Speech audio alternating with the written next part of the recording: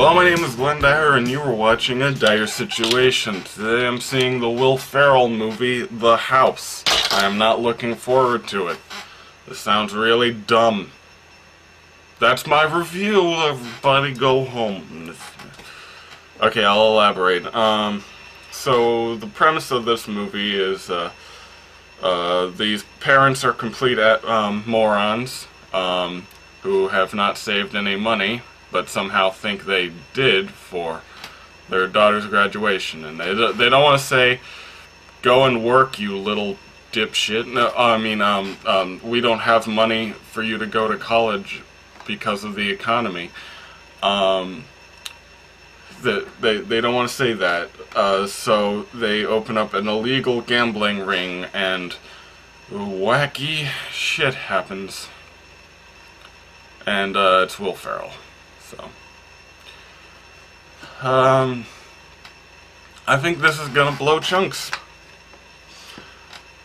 And you know what, I'm kinda glad for it, because like I've been ripping on like Rough Night and Ghostbusters and all sorts of movies where it's really fucking stupid and it's a horrible comedy and it all stars women characters, and I'm looking like a bad guy by saying they all suck, which they do. So, you know, it's good to have like Will Ferrell in there every now and then, so I can be like, it applies across all genders, please. The terrible movie applies to all genders. So what did I promise?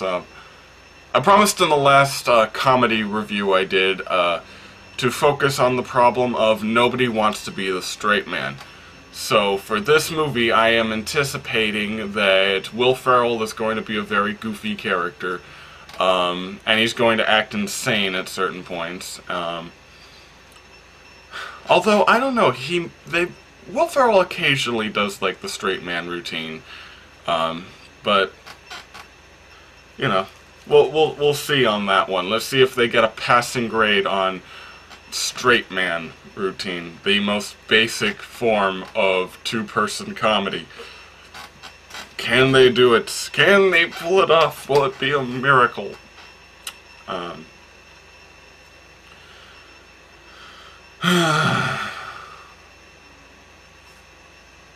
Let's see it.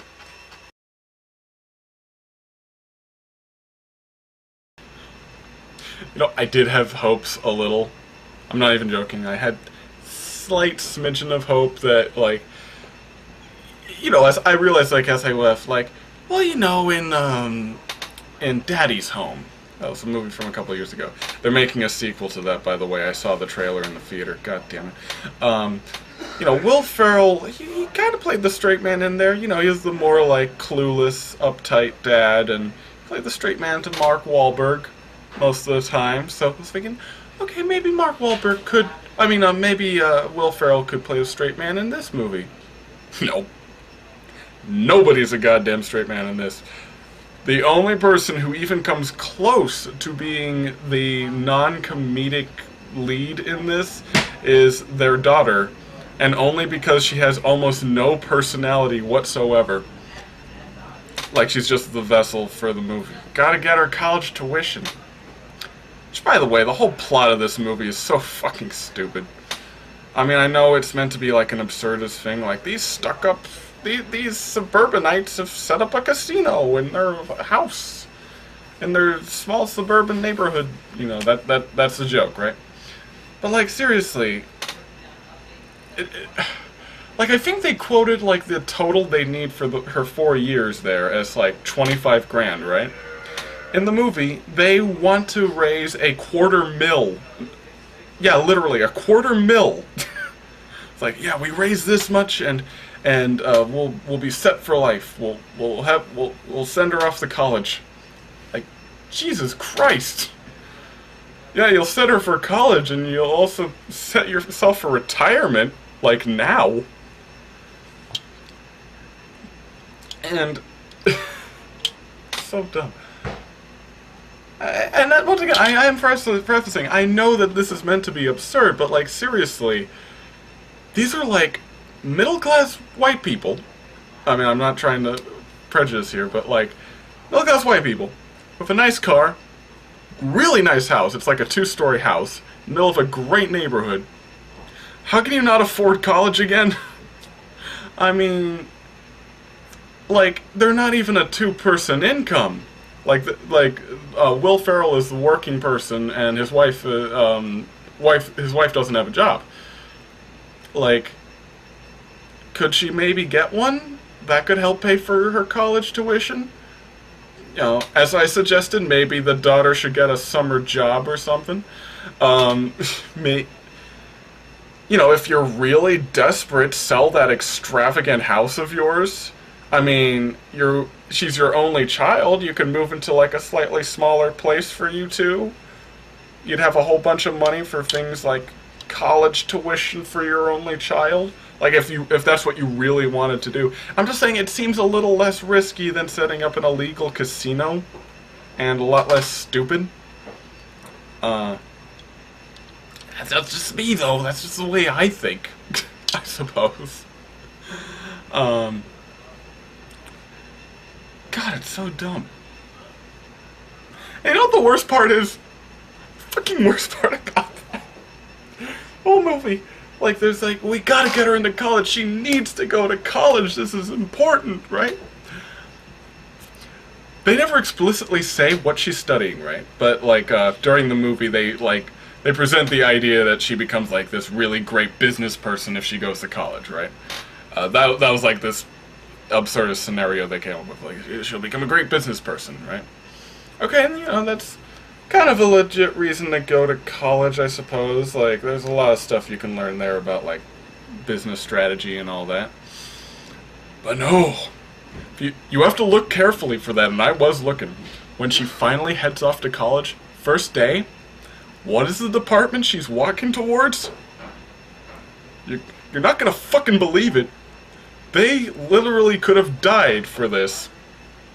Fine arts! They went through all that fucking trouble for her to get a fine arts degree. You know...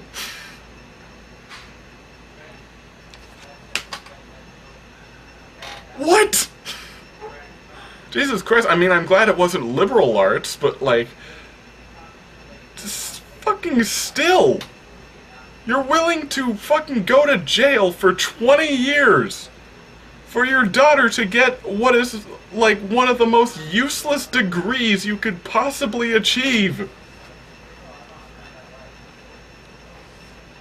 Oh my god, like, I'm not dissing you. If you have the money to spare on a fine arts degree and that's what you want to do, more power to you.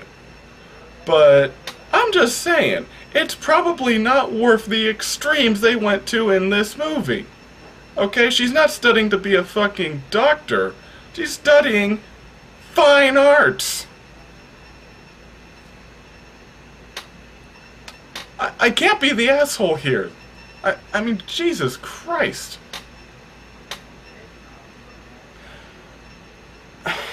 I'm really... Honestly, my only hope is that this was not an intentional thing by the filmmakers. They just kind of picked a random spot on the campus they visited and were just like, okay, head off over to that building there. And they weren't really, like, paying attention to which one it was. So they didn't know it was the Fine Arts building. Jesus fucking Christ. That is my only hope, that it was, like, a mistake. Because, yeah, that just makes... So, yeah, that's the thing. This is a shitty comedy. What do you expect? That is my main criticism, beyond just, like, how absurd the plot is. An absurd plot can be funny. But this is a terrible comedy. It fails on several different points. I've already mentioned the nobody wants to be a straight man one. That one was obvious here. Although I've decided I really want to start pointing out when they don't fuck up at least one thing, you know. I mean, when I reviewed Rough Night, I totally forgot to mention how they didn't force in a message. You know, that luckily not every shitty comedy movie does that. I mean, this one doesn't do that either, but, you know, Rough Night easily could have. I mean, it almost did, Rough Night did. like, they had a thing at the beginning of Rough Night where Scarlett Johansson's character, she's like running for office or something, and her campaign manager says, well, we just took a poll, and like 75% of your male correspondents say they don't think you'd put out. You know, I was thinking, oh god, they're probably going to go with some sort of half-assed message about women in politics, and no, they didn't. In fact, the whole fact that she's a politician seems to not matter to anything in the movie whatsoever. She could have been a gardener and it would have made exactly as much sense, but yeah, nonetheless, you know, slightly thankful they didn't have that in here. And this movie also could have easily had something like that, I suppose, like where, because like this part of the movie's plot boils down to this like corrupt councilman or something. You know, you could have snuck in some kind of message there, but they didn't really. It was just stupid people. But like the one I want to kind of point out, they had an interesting solution to the like inconsistent characterization problem that plagues most comedies. The inconsistent characterization problem, as I've mentioned before in other reviews, is basically characters will be set up a certain way and then act completely differently depending on the circumstances, depending on what the filmmakers thought was funny at the time, which makes it hard to subvert them, which makes it hard to make effective jokes, because they don't harbor any kind of internal logic. That's the problem. And I'm not saying their characters can't change, but they need to have, like, a change moment. They can't just, like, sporadically shift in between scenes.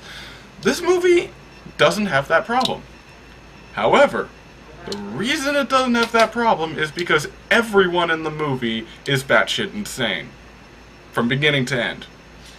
Like, I'm not talking, like, well, you know, they're kind of goofy. I mean, like, no, they are all crazy people. So, whatever they happen to do, that's in character. That is the laziest possible solution to that problem, but I have to point out, that is technically a solution. Now, of course, the movie is also terrible in the fact nobody says any fucking jokes, most of the lines are improvised. What else?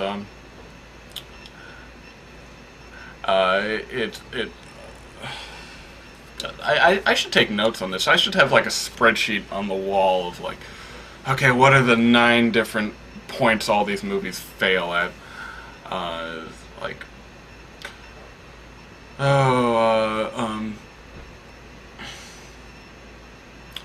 has a terrible plot.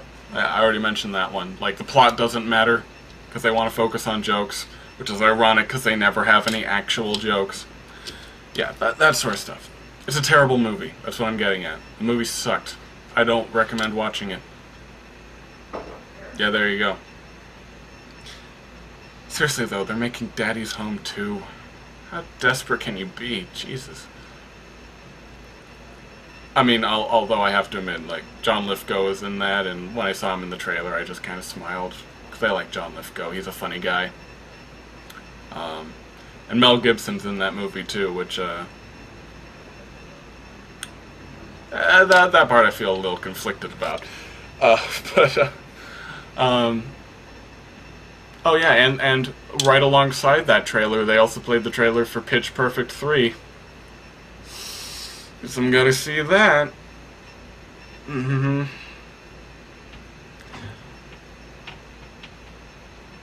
so, we've reached the end of the review. So until next time, I'm Glenn Dyer, and you have been watching A Dyer Situation.